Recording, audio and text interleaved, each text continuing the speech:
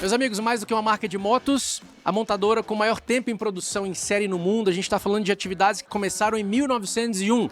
Design com inspirações clássicas, que eu pessoalmente gosto bastante.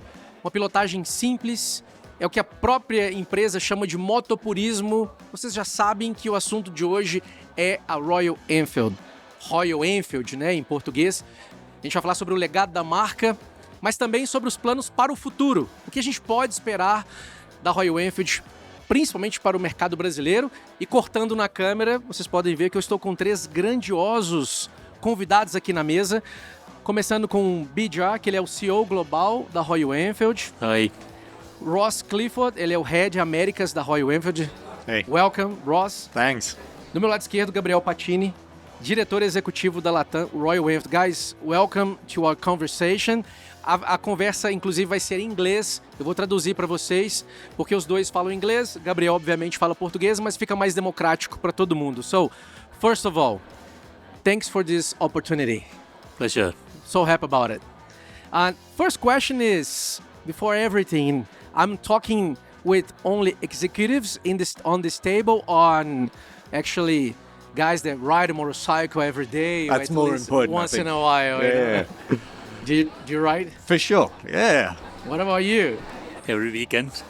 I've seen you riding once. What, in Brazil? Yeah, Did- Brazil. did- I you ride rode in normally in Brazil? Himalayas. Himalayas as Yeah, well. yeah. And you pretty much what? Every weekend. Every weekend? Yeah, I mean, I think a differentiator for Royal Enfield for a lot of brands is the passion behind the brand, and it's as important about the passion behind the brand as if we drive the business. So in this passion affected you because you became a rider as well, right? Yeah. Just a year and a half ago, I would barely ride a motorcycle, but now with Royal Enfield, it's getting to my blood. Now I ride almost every day. Feeling secured already? Oh yeah. I feel you more rode confident. during the Himalayan Yeah, we were lunch in together. Brazil. Yeah, See, it was there super you go. good. That's the power of Royal Enfield. Through it the actually river. brings the guys who are not a rider back into the riding. That's Royal Enfield. Nice. So what does it mean to truly live the pure motorcycling experience, Bijay?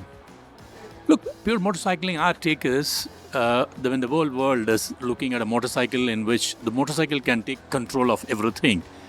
You can keep adding all the gizmos which are coming into the motorcycle. Whereas what we state pure is that we will only add anything which is required on the motorcycle, which gives an experience of the motorcycling to the customers. We don't add anything which is not giving any value or not adding any experience to the consumers. So it's all about the entire ecosystem, let alone the motorcycle. It's authentic, simple, gorgeous looking. It has to be very differentiated. Should not be a run-of-mill product. And when you are there on the motorcycle, it should actually make you to connect the man-machine. In the current world, it is man, woman, machine, and the terrain. That's the pure motorcycling experience which we normally talk about. Nice. We've been seeing like a huge development in terms of design and technologies on Royal Enfield motorcycles. Is it possible to keep this pure motorcycling culture and at the same time having all this development in the bikes? Look, technology for the sake of adding technology is one thing. Because it's available, you add onto the motorcycle and claim that I have a technology added in this. Royal Enfield always have been looking at relevant technology which is required, which adds experience to the consumers. That's what any technology which is very relevant to the motorcycling experience we will add. Even if I have to tell you, currently all our motorcycles are ABS, the braking systems are enabled, it's all on engine management system. So those are all the technologies which are very relevant, which have to be added, and that's all added. So what is relevant for the consumers to enjoy the motorcycling will always be added into the motorcycle. And more important than offer like good motorcycles, but affordable motorcycles. Accessible and affordable motorcycles, that's an always Royal Enfield's way of looking at. Generally we feel that one way is commerce drives the business, right? Look at business, how do we make, what's the kind of a number, what's the business, what's the kind of a profitability. I think Royal Enfield, we always enjoy motorcycling and we would like to put the happiness on the face of the customers, and incidentally we also run a good business. That's how it is. And a very nice business. We've been following the success of Royal Enfield. Yeah. It's really nice to be part of it in some case. And Ross, how long have you been working in Royal Enfield? Yeah, you know, the interesting thing is, my first day at Royal Enfield was the Interlagos show last year. Really? So I'm coming up for 1 year. I've been fortunate to know BGR and the Royal Enfield team for a long time. Admired the business. You watch the growth of the business. As we said, you know, highly profitable, very, very professional business. And then I think, more importantly, over the last 5 years, the transition of the product range is unparalleled in the industry. If you look at the motorcycles that have been launched and the relevance to the international market, it's clearly an opportunity. And really last year for me, seeing the Himalayan be launched, that for me was a catalyst for the international business. And we're certainly seeing that here in Brazil. I can't believe, Ross, you're only just there for 2 years. Only Not one. even two. It feels painful for so long. What do you guys think is like behind this game change in terms of design and technology of Royal Enfield? Like more investment, new people getting into the company, new ideas, or like the natural development of the business? Yeah, you know, if I have to tell you about the business, how it actually found out over the period of time, about a decade back, in India, we were making about 4,000 motorcycles per month. I think at that point of time, me, Siddharth, we all came together and then discussed, where do we see this business? But potentially everybody seemed to be liking the brand, but the products were not okay. And then we started scripting a success story for this company. We thought that if we reach about 100,000 motorcycles in a year, then we are there in the business, and that's how we can gain confidence to grow. When we started looking at what all we have to do, you know, we have nothing to lose, everything to gain. That is what is the state at that point of time. So we started looking at first is how do we protect the product requirements which the customers were looking for. So that's where we went and then opened up the technology center at Midland, where we really have very good talents on the motorcycling. Back end at India, we also set up a technology center. So we started looking at what should be the product lineup. So we fixed the product lineup. We just had one manufacturing plant, which is very old from 1955. Then you can see how the plant will be. And the whole manufacturing technology itself has to be changed. So we started looking at, well, if that's what it is, let's look at it in a modular way, building a capacity and the capability which is required for manufacturing. That was done. We started looking at the front end. I mean, we have an outstanding product which you will make best quality, but the way you interact with the customers, if it is not good, then you are not actually gaining anything. So we completely changed the retail identity of Royal Enfield in 2013. So everything added one by one, and we started really looking at and working with the community, because you see, we are riders. We enjoy motorcycling. Most of our management guys, they ride, I ride, Siddharth rides. We get what the community wants. We started getting those things into our product lineup, and that's a success over the period of time. First, we got that success in India. Then subsequently, we started looking at international market because the product should be ready. Organizationally, there are some things which we don't do, is that we don't do too many things. We always feel less is more for us. We don't need to do too many things. We always say as a company which is inch wide and a mile deep company, whatever we do, that's what is the depth we actually look at. We understand what the community wants. We understand what the pure motorcycling means. As I mentioned, we have been authentic, true to what we are delivering to the customers. Over the period of time, customers started liking it. We started manufacturing good motorcycles. The team out there, both in UK and in India, they have been designing outstanding products. And now you see we have all these guys who are there in the front end and getting more customer love to us. That's how the growth is. It's going to be a really huge and fast change. Since you came here last year, if you see the motorcycles you presented in 2024, for the motorcycles we've seen here in 2025, they changed a lot. It's good for the market. Yeah, and it's, that pace of change is relatively unprecedented in the industry. Definitely. And I think, to pile on to what BGR said, You know, the exciting thing I think about Royal Enfield is the confluence of a value proposition to the customer with unparalleled quality, with an exceptional customer experience. And very rarely do all three align for a motorcycle brand. And I think that's certainly been a driver for us here in Brazil. So changing the direction a little bit to Brazilian's market, what can you expect about our factory? Are really gonna have one, and when it's gonna be like opened? Who can answer this question? I'll leave to the boss. That's for the boss to answer. 2 years back, we came here and we were looking for partners because we also wanted to understand what does it mean. And we were lucky to have good partners, and we signed up with them for the CKD facility. I think Gabriel and all his team came in. We really see that there is a huge potential in the Brazil market. Our kind of motorcycles are also being liked by the Brazilian customers. As Ross was mentioning, it's the best quality, gorgeous looking at a very accessible price point. So the value proposition is very good, and Brazil customers do see that Royal Enfield is actually delivering that. So because the market has been very good and we can grow this market, we are committed. In fact, after India, probably this is the second largest growing market for Royal Enfield. In the last year, in fact, team has delivered, I'll take credit, but the team has delivered 55% growth is unheard of in an automotive industry. It's been an outstanding job, fundamentally because the team has been working with the dealer community, with the assemblers. The whole ecosystem is getting built. Having come this far, because the market is very good, we also have decided to have our own facility at Manaus, and we applied for it. We got the clearance, I suppose, last week, in 2 days ago, something like that. So pretty fresh news. It's a very fresh news. You got it right. So, It was perfectly timed. yeah. So you can see with all the product lineups which we have, as I mentioned, our J Series 350cc and our K Series 450cc and our P Series 650cc, and the kind of products which we have, we do see there is a huge potential in Brazil.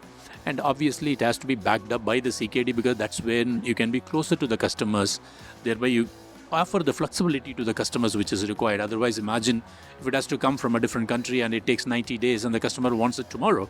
I can't give that. In the current world, customer do require that I needed something, because Royal Enfield is also not used for just commuting. It's for somebody's birthday, somebody's celebration. So it's part of it as an ally for him. So to that extent, coming closer to the market is very important for us. And we do see this market as an important market for us strategically. So we are now investing in our own plant. Probably in 18 to 24 months' time, we will be fully up and running. 24 months? Yeah. It takes a little, not little, like a medium time, a range of time. So 2026, about that, right? 2027 probably. So you're going to keep the two partners during this time? Yes, during this time, the partners will be there. We had a discussion with them very openly. Once again, as an organization, we always believe that we should be open, we should be straight in our communication. I think both Raz and Gabriel had a very open, candid communication and discussion with our partners. They were also more than happy to be part of our success story, and the transition will be smooth. Nice. Talking about products, you have just showed us the Guerrilla 450. It's coming about September. Yeah. So this is the plan, at least. So are we really gonna have an Guerrilla? What else? Bear 650. Classic and 650. Classic 650. Do you guys really believe that these products are gonna be launched during 2025 year, or maybe a little after? Yeah, that's the plan. Obviously, some of these products we are finishing homologation, but we are confident we can still launch them in 2025. Our fiscal year, so our commercial year goes until March 2026, for sure until March 26, but chances are very good that we launch still in 2025, Clayton. Nice. So, related to that, congratulations for this milestone of 1 million motorcycles manufactured during 1 year of a period of time, right? How do you call it? This period, the administration time, or what do you call it? Financial year. Financial year. Yeah. So it's during. between April of 2024 and March of 2025, right? So congratulations on that. I don't know if I heard well. So one motorcycle every 40 or 46 seconds? But every 40 seconds, we deliver one motorcycle out of the conveyor. It's little on the production. It's a passion with which the whole team builds the motorcycle, certified to the global quality standards. So every 40 seconds, we always take pride in saying that we put an happiness on a customer's face. Nice.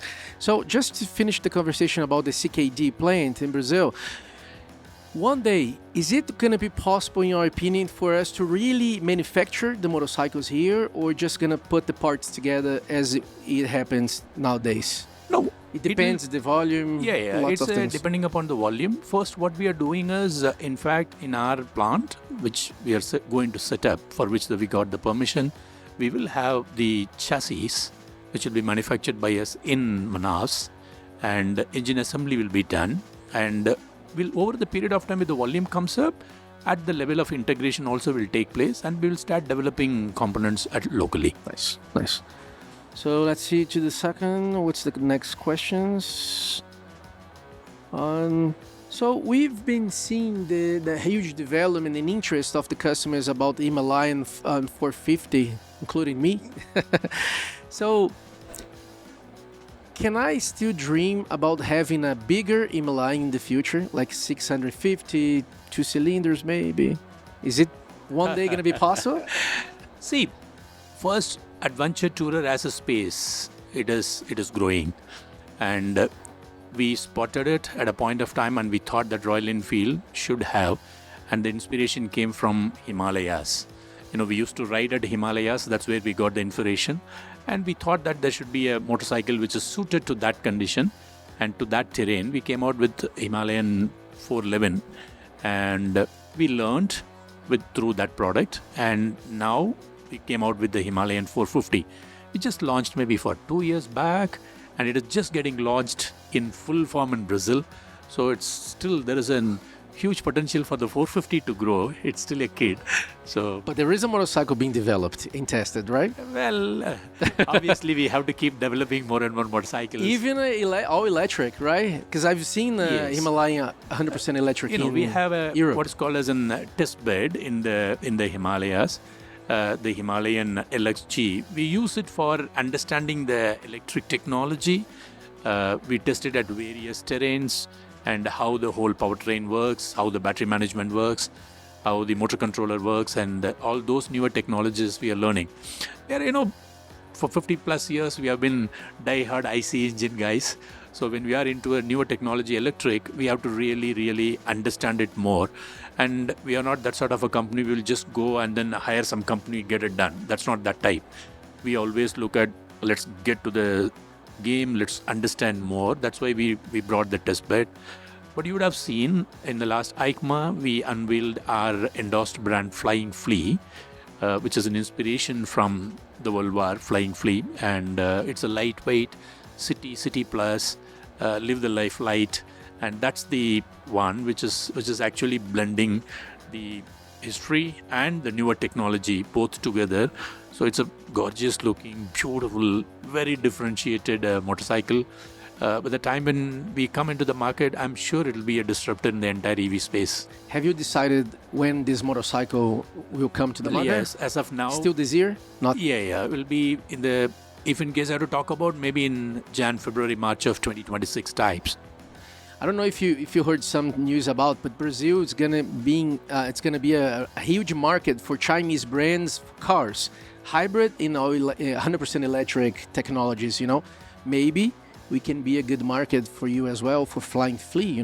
Yeah, I've been seeing. We are open for these new technologies. Yeah, I've been seeing, and as I always like Brazil, fundamentally because I think the two-wheelers and the motorcycles are part of the life cycle of all of the people here in this. And I do see the roads are also becoming better at Brazil, and the city, when it is becoming more and more trafficy situation, and you need something, and it has to be different. So that's what is our Flying Flea for the city plus and city plus conditions. It'll fit in very well, but it is not going to be point A to point B commuting types. It's a lifestyle. It's a lightweight, sustainable mobility from the stable of Royal Enfield on a Flying Flea brand.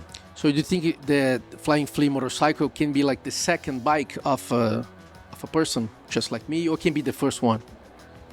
It's a choice of the people. I mean, if someone feels that I don't want to go in for a big car, but I want something very different, then Flying Flea is there. If someone is using a car currently and he says, I don't want to use the car always, I want something which is connecting to me, Flying Flea is an answer. So city plus conditions. When you Flying say city plus, is about what, 200 kilometers of within average? the radius of about 150 kilometers. 150, about that. Diameter probably, yeah. So as we were talking about having maybe in the future a bigger engine or bigger engines in the lineup of Royal Enfield, do you think that owners of smaller motorcycles are welcome to the brand? Is there a possibility of us having like a 250cc engine maybe in the future? Because there's a huge market, especially in Brazil, for these bikes. Look, I think our focus has been in the middleweight. Our definition of middleweight has been 250cc to 750cc. We have, as I mentioned, product in 350cc, 450cc, 650cc. There is an extension possible both ways. We'll continue to see where the market is evolving and whether we can actually come out with a very differentiated product. And we are not interested and we won't be there where everybody are there, let's go and take a pie out of it. We would like to always see, can we create a market? Can we work with the customers and give them that sort of a motorcycle which they really want? So that will be our focus. So wherever there is a market potential which is there in the middleweight, we will be there in that. Nice. So let's talk about after-sales service in Brazil. Are there any plans of developing or changing these services in Brazil? Are you guys like satisfied with the feedbacks of the customers? Are there plans to change and develop it a little? Yeah, I think this is a feedback we've had for a while. I think if you see Royal Enfield in the last 8 years, it has grown from nothing to 20,000 plus units. So the pace of growth on sales have been very, very rapid. And what we're trying to do now is to catch up after sales with that. So there isn't a silver bullet for that. It's a lot of work in different parts of the business, like having enough workshops, having enough working base, technicians trained, parts available in Brazil. So for us, it's critical that we keep developing the after-sales function of the business to support sales. So big focus for us last year and in the next couple of years will be to build this structure, infrastructure in Brazil. So we have already enlarged our spare parts warehouse by 30% to have more available parts in Brazil. That will continue to grow as we grow our business. So it's a very complex business because you see the sales, you see the registrations, you think that's only the job, but the job is much bigger than that. Make sure we have a sustainable business, a sustainable foundation for the future in terms of structure within Royal Enfield, with employee teams, warehouse, distribution center, CKD facilities, with our dealer partners, so technicians, geographical coverage. So there is a lot of work on this space, Clayton. We understand that some customers in the past have not received the best experience with Royal Enfield, but we are addressing that, and we think as we grow, this is going to be one of our strengths in the Brazilian market. So we have a very big focus on after sales. You're committed to develop just it. to add what Gabriel was mentioning about the after sales service. Brazil is a market we are committed for long term. It is a strategic market for us. Our products, the quality levels are best in class now. We always have one thing in the company is our customers should have a peace of mind when they buy Royal Enfield. They should enjoy the motorcycle. Not even a day they should feel that, man, I need this today and the motorcycle is not there. It can be a smallest washer which is there. So to that extent, at the back end, whatever is required to give that satisfaction requirement for the consumers, I think we are at it. You will see a huge progress within a short span of time. Nice. How long does it take to a part to get out of the warehouse and arrive in Brasilia, for example? How long does it take?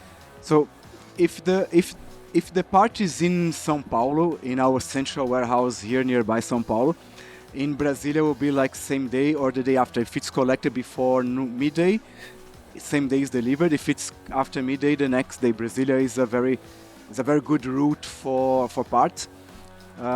Some cities are a little bit more, so northeast takes a little bit longer. Maybe a week. Maybe a few days, depends. If you get on a Saturday or on a Friday the request, you have the weekend in between. But between 3 to 5 days, we'll have the part from our central warehouse to any dealer in the country. That's a portion of at the front end which Gabriel was talking about. In fact, what we are doing at the back end, even at the India market, we have the central warehouse which actually feeds into the Brazilian warehouse. We are bringing in what's called as a replenishment model. So we will have a norm set in this place depending upon the consumptions of the past, future, which are predicted through an AI layer, depending upon the quality levels of the products. And it will be ensured as an autofill of the parts. So there is no manual intervention which is required. So that will also help to address this velocity which is required for the parts fill. So any final message you would like to give to our audience and the fans of Royal Enfield, owners of Royal Enfield? Ross? Yeah, sure. I mean, it's great for us all to be here in Brazil. I think you've got the sense from the discussion, how we feel about Brazil, the importance of it. Brazil's our fastest growing international market. When you look at our plans for the future, we're confident it will continue on that trajectory. And I think more importantly, we've improved the quality of the motorcycles. We're going to improve the quality of the experience and ultimately give every Royal Enfield owners just an exceptional owner experience from their bike, from the ride, from the after sales. So we're really, really excited about the opportunity here in Brazil. And hopefully we come back next year and we talk again about more than 50% growth. Nice. Bijar, any final message? Come, let's ride together. I think we should enjoy motorcycle riding. I've been asking the team also to put together some good epic rides out of Brazil. Look forward to ride with all you guys. We have new color for Meteor 350. We have the updated new Classic 350 with the new colors, new technologies. We have the Guerrilla, which is the main attraction for the show. Interceptor Bear 650. We have the Classic 650. You happy with the results of sales of Royal Enfield? Yes, I am. When you put your head in the pillow, do you dream happy? Yeah, I dream about Royal Enfield very often. It's a very intense business, very nice experience. Congratulations for the result and thank you for the job, guys. Thank you so much for this opportunity to have all three here for this conversation, and best wishes for more and more developing for Royal Enfield. Thanks. And I hope you have another opportunity. E vocês, né, agora virando a chave para o português, espero que vocês tenham gostado do nosso bate-papo. Resumindo aqui, ó, teremos mais para frente, né, Bear 650, Classic 650 na escadinha de trás para frente, né? Porque a primeira moto será a Guerrilla 450, Guerrilla 450, ainda em setembro. Então, boas novidades e também o serviço de pós-venda, bons planos aí para o mercado. Se você é desse universo das motos, gosta da Royal Enfield, gostaria de ter uma na sua garagem no futuro, já mande a sua dúvida. Quem sabe na próxima oportunidade eu mandarei as perguntas aqui para a galera da Royal também. É isso. Até a próxima, se inscrevam no canal e espero que vocês tenham gostado da nossa conversa. Valeu. Thank you. Obrigado. Obrigado.